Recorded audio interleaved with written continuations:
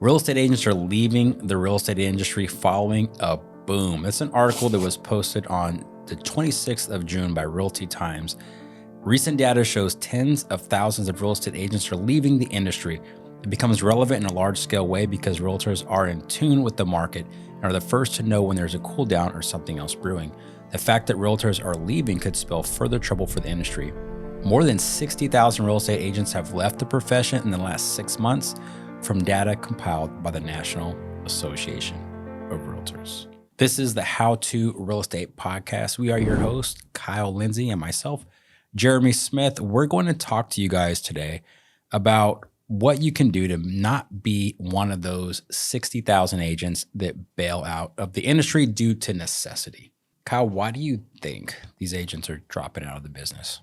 You know, I think that they're realizing that real estate's difficult. Yeah. That, you know, I've few of my other videos on my other channel, I've referenced that the last couple of years can be referred to as unicorn years. They were atypical and business came easy. And I don't mean that it was easy to do business, but you didn't really have to pull real hard to get people to actually go from interested in real estate to purchasing or selling real estate. Yeah. They raised their hand, you met with them, and that was it. It felt super easy. And I think a lot of us got used to that. And also a lot of us came into the industry during that period. That's all they know. Yeah. And they're realizing that the real estate industry in a normal cycle, like that we're moving toward now, is hard. It takes work. Mm-hmm. Yeah. And it seems like, you know, they kind of got set up under false pretenses. Mm-hmm. Right. That, hey, this business is pretty easy. Because to your point, like people were excited to buy real estate, right?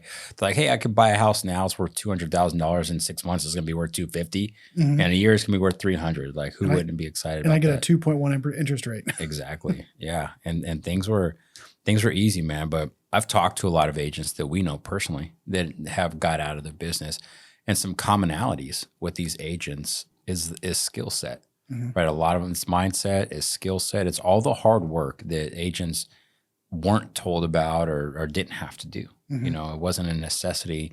And now that it is, and, you know, in this episode, we really want to give agents that are listening some tactical stuff that they can implement in their business so that they can survive it. You know, this is going to last at least another year, right? Maybe more, right? Yeah. Of this downturn, agents getting out, kind of the thinning of the herd. But the ones that make it are going to be the ones that implement tactical stuff and are consistent with it. So this episode is geared towards helping you guys as real estate agents learn how to dominate your neighborhood, right? What better way to get really good at real estate than to do it where you live and people already know you? Yeah. This is a fantastic long-term real estate play.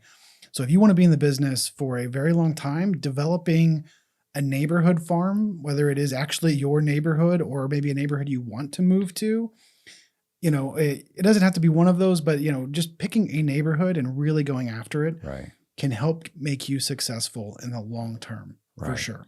Absolutely. And there's a lot to this, guys. There's a lot for us to unpack. So it's going to be broken up into several episodes, right? So we're not sitting here for hours going over all this because, I mean, we literally could talk for hours on this topic. There's so much that goes into it. But we're going to be really tactful with you guys on this and just give you our experience from what we have done to develop a farm area, what we've seen work, what we've seen not work, the expectations of it. We're going to break it up into a series. So don't forget, if you guys haven't already subscribed to this podcast, subscribe to it, hit the bell so that you get notifications when we post more content, and you get reminded to come back and listen to this, because by the end of this series, you guys are going to have a very good idea of exactly what you need to implement step by step to go out there and start dominating your neighborhood of choice. It could be the one you live in, could be one you want to live in, could be one that has a high sales price, whatever it may be. I personally like the idea of doing it in the neighborhood that you already live in, if you can, right? Because it's so easy. You're there. Yeah, if it makes sense for you, I mean, in most of the time, it probably hopefully will. That is the easy one to do, because hopefully you know some of your neighbors at least, or your community does events and you've been a part of them, and you already have a little bit of at least knowledge and awareness of the neighborhood and the area. So it should hopefully be an easy transition to becoming the realtor of choice there. Right. So let's help them, man. What's the first topic we got? Well, first thing, we've delved into a little bit, but why? Why really do a focus on a neighborhood farm? So, we've already touched on a little bit, but really it's repetitive business. I don't want to call it easy business, but it's simple business. If you can execute these strategies that we're talking about and do it consistently, you will be the neighborhood expert, meaning people will actually be coming to you. And yes, that actually does happen when you are the neighborhood expert and well, I keep saying it over and over. How many times can I say neighborhood? But you can be the expert in your area, and people will, when they're ready, they will reach out to you. Certainly. It takes a lot of work and building of a foundation to get to there, and it's not going to happen overnight. We'll go over that here in a minute, but yeah, I know that you built your career on a neighborhood. So, So just want to dig a little bit deeper on that why part, right? Because I'm really big in understanding the why behind the what on everything that I do in life, right? I think that's so instrumental, because when you understand the why, the how becomes easy, right? It just makes sense. So one, like if you think about what a farm is, and I love that somewhere some real estate agent termed this, coined this phrase, a farm area, right? I love that because it makes so much sense. And if you think about just a real farm, right? People, if you're going to grow whatever produce on your farm, you till the soil, you get it ready for planting, you plant your seeds, you water your seeds, you put in all this work up front. And then when it's time, those seeds flourish and sprout into whatever crop you're growing. And then you harvest that, right? And that's your reward from all of that work that you've done, all of your patience, all of your work, all of your diligence, all of your consistencies, doing the smart things at the right time, and then you reap a reward. And so that is exactly the way a farm area works, right? You start building into it. So for me, the reason why I started my farm area is because I didn't have a budget. Like I had no money to start off with. And what easier way to go make people aware of what I do than just go talk to my neighbors. And it's a much easier conversation. You're like, hey, I'm your neighbor. I can't tell you how many times I went and talked to somebody and they were like, no. And then I was like, hey, I just live down the street. And they're way more open to talking to me when they knew that I was their neighbor. So, why start a farm area is because it's a cheap way. And also it can last the test of time, right? If you do it right. Well, take that one step farther too. I mean, it's not just about the business. I mean, obviously in real estate, we do this for profit. So, creating a repeatable business where you can have consistent income from a farm area, which after you really get the ball rolling, will hopefully not take just tremendous effort all the time. I'm not saying you ever take your foot off the pedal, but I'm just saying like it becomes easier. But the other thing that you really think about is all that you can pour back into the community. There's some things we're going to talk about ways to do the farming, but a big one of those, just a little preview here, is events. Yeah. And the events that we've held in our farm area, and you get to interact with the people and see them and bring them joy and provide outlets for fun. It is one of the most rewarding things that we do in real estate. And being able to provide those events and do those things, it is just amazing when the whole community comes together for something like that. Absolutely, man. That makes me think about our photos with Santa, man, every year. Yeah. And how many of the kids that show up to that, like that's the Santa that they go to every year. Some of them, their kids are 3 or 4 years old. That's the only Santa they've ever known. Yeah. And so every year their family has memories that we facilitated. And that does feel great, man. Dude, and how much better is that than going to a mall Santa? Absolutely. Like you get to go to the community clubhouse. There's refreshments there. You get the fun photo ops other than just with Santa. Yeah. It's so cool. Yeah. Anyway. See your neighbors there. The kids, I mean, all the time the kids are playing with their friends, because their friends are their neighbors and they're there together, and it's such a cool thing. Such a cool thing. So there's a lot of good reasons, why to start a farm area. 100%. Well, and something you mentioned takes us really, really well into our next topic here is when should you start a farm? Now. Yesterday. So, I mean, for brand new agents that are thinking, well, I don't have any money, you mentioned it's cheap. So, when should a brand new agent actually start this? And, we can talk about the cost of that. Yeah, I would say immediately. Like I would recommend an agent start a farm as soon as you get your license, especially if you're going to do it in the neighborhood that you live in. Mhm. And I'll keep going back to the neighborhood you live in because that was my experience. Mhm. The reason why I say that is because what a better way to get experience quickly than by doing it for free in the neighborhood that you live in, Mhm. right? There's a lot of tactics that you can use.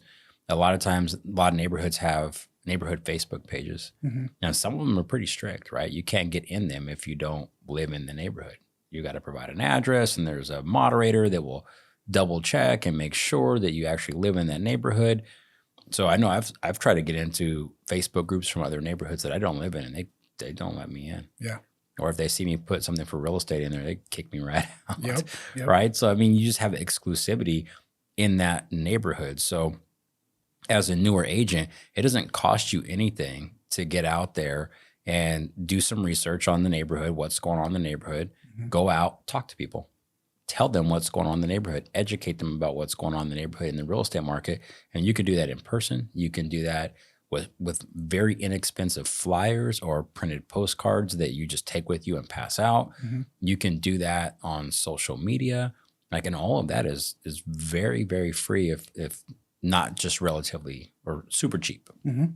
No, I completely agree. Like, we're not saying you immediately jump into neighborhood farming and send 1,000 postcards. No.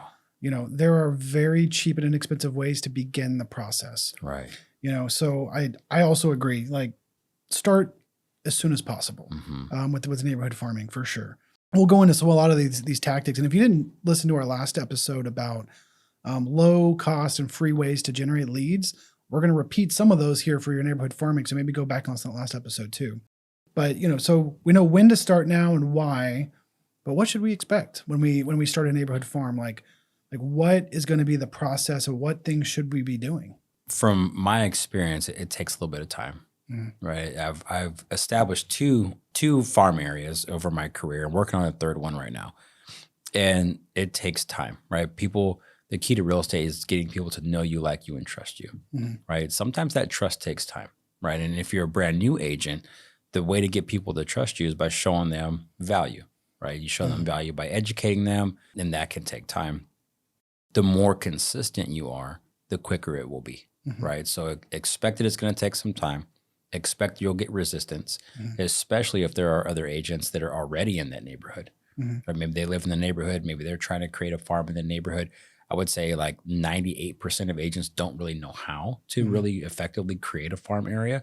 So if you follow what we're going to tell you, in the next few episodes, you will be ahead of 98% of the competition, right? You can go out there and really create that farm area. But also, expect that when it does start going, you're going to have so much momentum, it's going to be hard to stop, Mhm. right? Expect a lot of success with Mhm. farming when you do it right, and you do it consistently, and you remove agenda from everything you do. So I was just talking to a friend of mine the other day about a real estate agent that he knows. And what he was saying about this agent was that it's so obvious that everything that she does is to further a relationship strictly for business. Mhm. And I was like, well, how does that make you feel? He's like, dude, I don't trust her. I'm like, wow. Such good feedback. Yeah. It's powerful, right? Mhm. It's like, okay, well, you know that everything she does is agenda driven. Mhm. And it's not that she wants to be your friend, or it's not that she has a vested interest in furthering your interest. Mhm. Everything she's doing and saying is for her own benefit. As you move through and start your farm area, you can expect to gain a lot of trust in people relatively quickly if you move forward without an agenda. And when you really think about that, the way she's presenting is the problem, because nothing we do here is without agenda. Right. Like we hold these fantastic events where everyone's coming out and having fun and doing all these, and those are rewarding in themselves, but we wouldn't do them if we weren't real estate agents Right. looking to, so, and I'm saying that to really point out the obvious, that this agent we're talking about, not to really bash her too much, but she's probably asking for too much too soon, and she's coming off fake. Right. So when you're doing this farming, when you really think about the without agenda, it's really your goal is to provide value. Mm-hmm. And you're not always asking for a sale. Right. Like you can't offer a CMA and immediately ask for a listing presentation every single time. Right. I mean, don't kill me in the comments for saying that, but I'm just saying, like, that's just an example that came to my head real quick. Right. But you can provide value without always trying to close every single time. Yeah. Sometimes it's like what Gary Vee says, jab, jab, jab, left hook. Right. Give, give, give, and then ask when it's appropriate. Exactly. And when you do this enough, you'll know when it's appropriate. Yep. And I'll say a lot of people will start raising their hands for you. Yeah, absolutely. And I would even go so far to say that giving the value is the agenda, right? That is the agenda. You know that there's going to be a reward for it at some point, right? And then you reap that reward, which is somebody trusting you enough to do a real estate transaction with you. But yeah, man, you're right. I mean, we do this all for business, but the business comes naturally when we put people first. Yeah. Right. Yeah. So and I think that's just the fine distinction I'm really trying to get at here, is let everyone know that's listening, like, we do have an agenda, but if it comes across like we have an agenda, like this other agent's doing, then a lot of your efforts are going to fall flat. Yeah, certainly. When you're putting into practice what we're going to talk to you guys about, and what we're going to teach you, make sure that it's not about you. Right. Right. Make sure that it is really genuinely about the people. And if you put the people first, and that is your primary agenda, they will entrust you with their real estate transactions, and then you'll get business, and then stand by, because that business will start to spiral, right? If you think about it, one listing in a neighborhood really is kind of like two transactions, because the chances of those people who are selling needing to buy are pretty high, right? So for every listing, let's just say it's a buy-side transaction as well. Then if you market that listing appropriately, maybe you get one more buyer from it. So every listing is worth 3 transactions. Yeah. And we know, like, the stats just unanimously agree that when one person neighborhood sells, typically at least 3 or 4 more near them also sell. Yep. So if you're doing this right, 1 turns into not just 3, but maybe even 5, 6, or 7. Yeah. And that's how that spiral starts going, and you can steamroll that into hopefully a lot of business, maybe not all at once, but that just picks up, and you're constantly working your farm area. Yeah. Man, I'm having to hold back something really bad right now, because I know the timing's not right on the podcast, but just so you guys know, like, when we get into the what to do part of this, there's a strategy of a particular mailer that you send out that's to the neighbors, that's actually from the homeowner. Solid. Yeah. Solid strategy. I'm not sure we should share that with everyone. Yeah. We'll give it to them, man. We're leading with value. Yeah. We're leading with value. All right, if you say so. All right. Well, it's just something new for us. We don't have any proven results from this yet, but people that we know do. Yeah. So it's just what the real estate business is, man. It's copy and paste. So going into the what to do. Now, what we're going to do here is we're going to list a lot of this stuff that may seem obvious, but we're going to list a bunch of stuff here that is directly related to doing your neighborhood farm. In the next couple episodes, we're going to pick the top of the most impactful of these strategies, and we're going to dig in really deep with these. We're not going to do this episode because, like Jeremy said earlier, that would make this episode hours long, and no one's listening that long. So we're going to list a bunch of these guys, and then maybe offer a special bonus at the end for you guys. So what strategies, in no particular order here, do you do when you're doing a neighborhood farm? Or maybe you can tell us which ones you think are the most important. Yeah, I mean, they're all super important, but I'll start with, I think, what our listeners could implement quickly. Okay. And start putting themselves at the forefront of people's minds as a neighborhood expert, and that is weekly market updates on the Facebook group. Yeah. I love those. Weekly market updates on the Facebook group. They work. You may think that nobody's seeing them, right? Just because people aren't interacting with it doesn't mean that they don't see that. Right. Right. So, well, I want to dig in just slightly into that. So, I will tell you that, even if only 10 people watch that, what other effort could you put in where you're going to talk to 10 homeowners at once? Right. And that is something that we see all the time when we go on these listing appointments in the farm area, where, it's usually very few people are actually liking or commenting on the post, but they all say, oh, we've been watching your neighborhood updates. Yeah. Yeah. And so, this one is really powerful, and you're not going to really feel like it's doing much, but it is. Yeah. Yeah. So let me tell you guys what to do on this. So let's walk through this. So I do mine every single Monday. right? You could do whatever day you want. I chose Monday, works for me. So in this post, there's some sort of a teaser line, right? Just to get people's attention. The basics of marketing, the first line is to get them to read the second, right? So sometimes I'll put a picture. Maybe it's a funny picture. Maybe it's a picture from like a screenshot of the MLS with their neighborhood mapped out, grayed out, and all the icons of homes on there. Sometimes I don't put a picture at all. Sometimes I'll put a video. It just really depends. I try to mix it up and stay creative with that. I don't know. Maybe I should stay more consistent and do the same thing every time. I don't know. Not saying that works or doesn't work. It's just what I do. Now, the data that I give to them is typically how many homes are on the market, how many homes are in the option period, how many homes are pending, and how many homes closed in the last 7 days. That's why it's important to do it every week, right? That way you stay up to date on everything. Now, if you miss a week, the next week you should adjust and say that, how many homes closed in the past 14 days. Right. So it's important that you stay consistent with this, because another thing that we will talk about is our monthly market update video. It's got to be video. In addition to how many homes are on the market, how many are under contract, how many are pending, and how many sold, typically I'll do like, hey, how long are homes taking to sell? And what's the average price per square foot? And that seems to be the data that people want to hear, right? And you and I both know appraisers don't care about price per square foot, right? So, but homeowners do, and that's a statistic that's out there. So we'll put that out there, and then at the bottom of the post, it's going to be a call to action. I use emojis in there to represent the homes and stuff like that, just to be creative.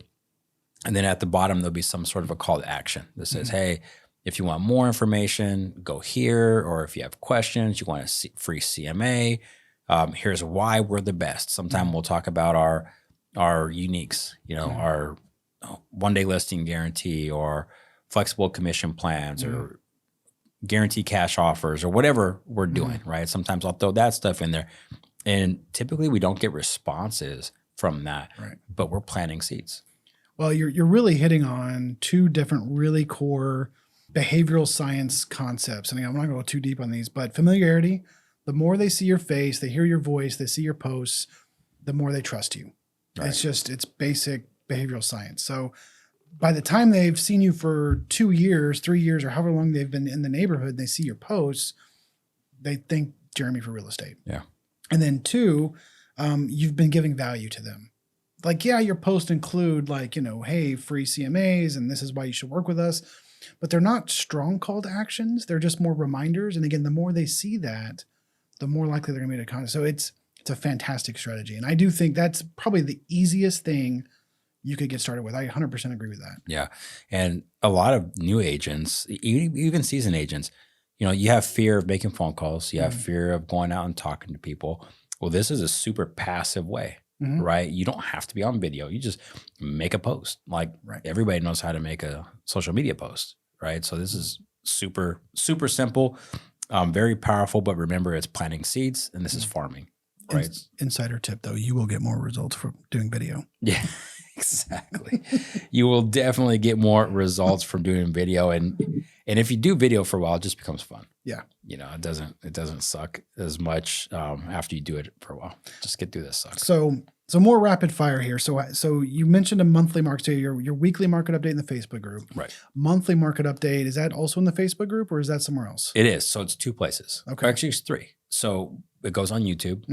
It goes in the Facebook group. Okay. And then it goes in email to all the people in that farm area whose email address I have. Perfect. Okay, that's a great segue. So you have email marketing to the neighborhood as well. How do you get those email addresses? Oh, dude, there's many ways. Many ways. So events, we'll do events. People will sign up for emails at events, whether it's registering for Photos with Santa or signing up for our upcoming Splash Bash. Right. Several different ways. And then the way I started with them, though, was door knocking. Door knocking. Yep. Perfect. Yep. Door knocking, specific tactics and dialogues we use while door knocking will help us get email addresses for the community that we can put in our CRM and categorize for that community. And then they always get an email every month. Love it. So there's also open houses, of course. You hold open houses in the neighborhood, maybe do a neighbor only open house, or again, door knocking for your open house to invite the neighbors in. Also going to be collecting email addresses, circle prospecting around those open houses, or just in general for a sale. Also collecting their email addresses because you're saying, hey, I'm a neighbor, a very quick script off the top of my head, but like, hey, this is Kyle Lindsay with the Smith team. I'm calling because a home just 3 homes down from you just sold, and that could be impacting your home's value.